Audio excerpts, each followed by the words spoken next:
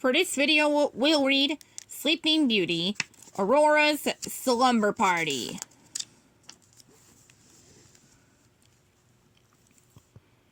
Princess Aurora loved being married to Prince Philip and living in the castle, but she missed her fairy friends, Flora, Fauna, and Merryweather. One day, Philip told her he had to visit another kingdom overnight. "Why don't you invite the 3 good fairies to keep you company while I'm gone?" he said to Aurora. "That's a wonderful idea," Aurora replied. "I'll send them invitations right away."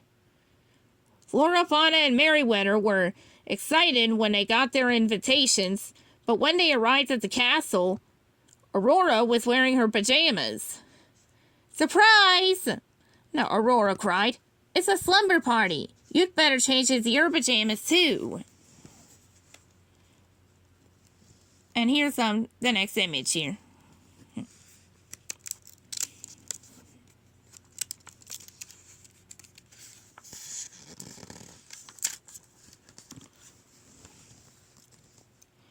See, the fairies quickly changed into their pajamas and then used their magic to fill the room with music. In no time at all, everyone was dancing. The party was off to a great start. Aurora took each fairy by the hand and whirled her left and right. As she twirled Fauna, that's this fairy specifically, Aurora's nightgown suddenly turned a lovely shade of blue. "Oh no, that won't do at all," Flora said. She pointed her wand at Aurora and turned the nightgown into pink.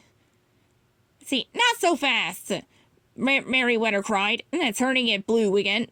Back and forth the nightgown went until finally it settled to its usual color.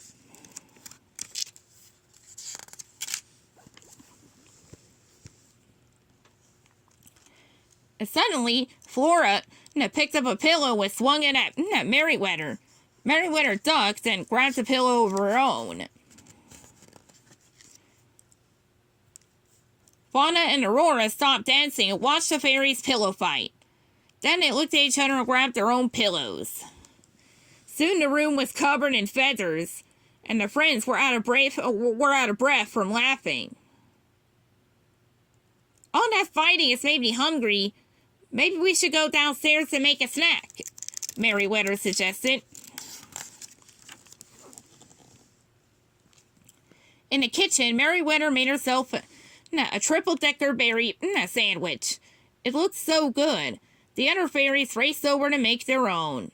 Soon the kitchen was abuzz with activity, everyone making their own bedtime snack. Flora, picked up her sandwich. As she bit into it, a dollop of cream flew across the room. Right onto Aurora's face. "Oops," Flora said. "I'm sorry, Princess." But Aurora wasn't upset. In fact, she was laughing. Slumber parties were all about having fun, and she was having a great time.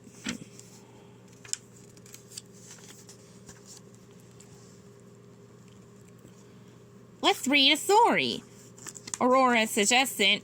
As she and the fairies went back upstairs. She and her friends gathered around the bed, and Flora read to them. Soon the fairies began to grow sleepy. Flora set the book aside and everyone went to sleep. Everyone, that is, except Flora. She was still too excited from the night. She tossed and turned, she flipped and flopped, and then she accidentally bonked Merryweather on the head.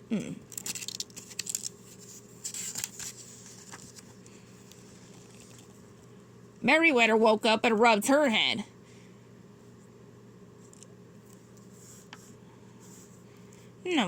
"Ouch!" she cried. "Why did you hit me?" "I didn't mean to," said Flora. "It's just that I can't fall asleep." "Well, now I can't sleep either," said Merryweather.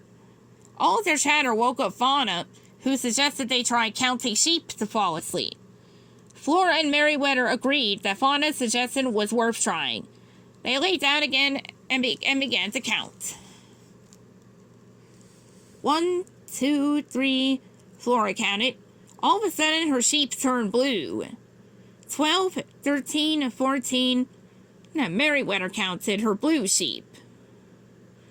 But just when she had almost fallen asleep, Merryweather's sheep changed from blue to pink.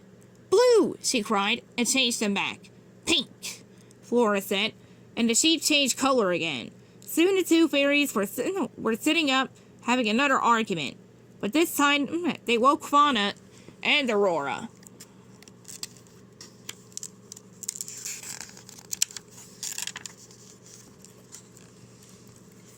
Let's see, Aurora asked what was wrong, and the fairies told her about the pink and blue sheep. Maybe there's a way to fall asleep, Aurora said. She sat up and began to sing a lullaby to the fairies. As her sweet voice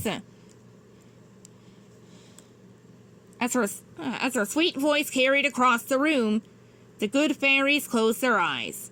Soon they were all fast asleep, even Flora.